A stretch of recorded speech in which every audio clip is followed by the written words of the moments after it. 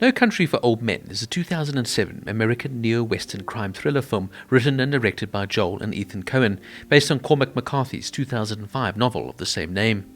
Starring Tommy Lee Jones, Javier Bardem and Josh Brolin, the film is set in the desert landscape of the 1980 West Texas. The film revisits themes of fate, conscience and circumstance that the Coen brothers had explored in films like Blood Simple in 1984, Raising Arizona in 1987 and Fargo in 1996. The film follows three main characters: Llewelyn Moss, played by Brolin, a Vietnam War veteran, and welder who stumbles upon a large sum of money in the desert; Anton Chigurh, played by Bardem, a hitman who is sent to recover the money; and Ed Tom Bell, played by Tommy Lee Jones, a sheriff investigating the crime. The film also stars Kelly Macdonald as Moss's wife Carla and Woody Harrelson as a bounty hunter seeking Moss and the return of the $2 million. No Country for Old Men premiered in competition at the 2007 Cannes Film Festival on May 19th. The film became a commercial success, grossing $171 million worldwide against a budget of $25 million. Critics praised the Coen's direction and screenplay and Bardem's performance, and the film won 76 awards from 109 nominations from multiple organizations.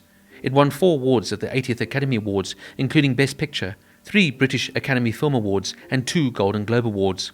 The American Film Institute listed it as an AFI Movie of the Year, and the National Board of Review selected it as the best film of 2007.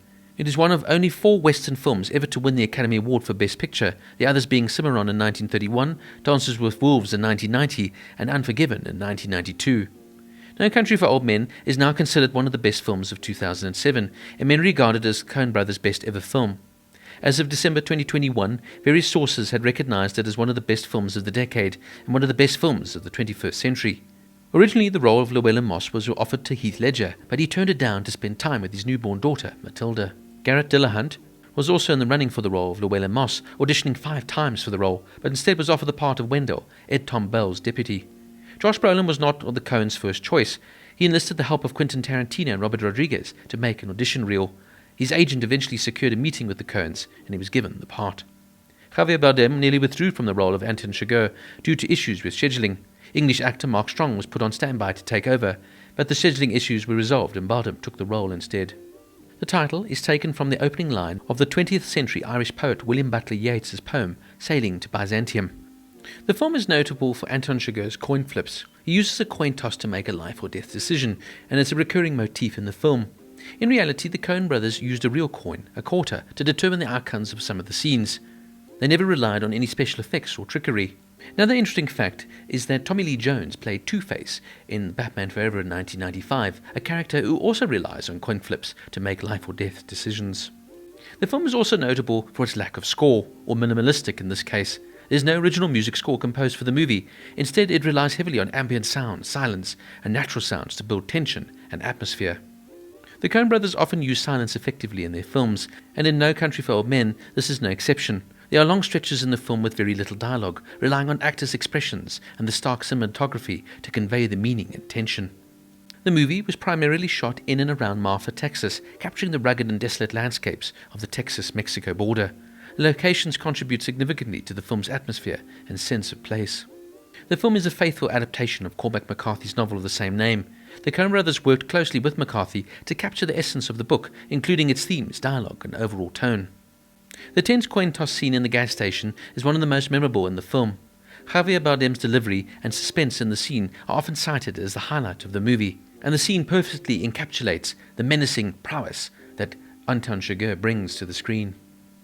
When directors Joel and Ethan Coen approached Javier Bardem about playing Chigurh, he said, "I don't drive, I speak bad English, and I hate violence." The Coen brothers responded, "That's exactly why we called you." Bardem said he took the role because he had dreamed to work with the Coen brothers before. While on location, the movie There Will Be Blood was also shooting nearby. One day while filming a wide shot of the landscape, directors Joel and Ethan Coen had to halt shooting for the day when a gigantic cloud of dark smoke floated conspicuously into view. Paul Thomas Anderson, director of There Will Be Blood, was testing the pyrotechnics of an oil derrick and had set ablaze on the set of the film. The Coens resumed filming the next day when the smoke finally dissipated. A year and a half later, both films were leading contenders at the Academy Awards. Both were also bankrolled by the same 2 companies, Paramount Vantage, now defunct, and Miramax, now owned by Vantage Parent Studio. Anton Chigurh's weapon is a captive bolt pistol. It is commonly used to stun cows before slaughter, without risk of flying bullets. In April of 2010, Paramount Pictures were forced to pay Tommy Lee Jones a $15 million bonus when an arbiter found that the studio's lawyers had made an error drafting Jones's deal to appear in the film. According to a January 2018 article in Business Insider, a group of psychiatrists studied 400 movies and identified 126 psychopathic characters. They chose Javier Bardem's portrayal of Anton Chigurh as the most clinically accurate portrayal of a psychopath.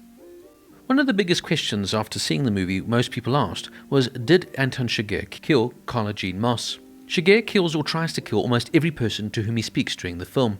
The only people he spares are the gas station proprietor, the woman who works in the trailer park office, and the woman at the motel front desk, and the 2 children at the end. It is unclear if he kills the man who is in the office when he executes the businessman. He is unable to kill Llewelyn Moss, who instead is killed by the Mexicans. It is implied that he does kill Carla Moss when he checks the soles of his boots, presumably for blood, after he exits her house. As Chigurh apparently does not like getting blood on himself, he draws a shower curtain before shooting a man in the shower to prevent blood splattering on him, and after he kills the Mexicans in the motel, he takes off his socks, which presumably have blood in them. After killing Wells, he lifts his feet off the floor. So by him checking the soles of his shoes after encountering Carla Moss, it is assumed that he did kill her. Now this is a truly striking and captivating film.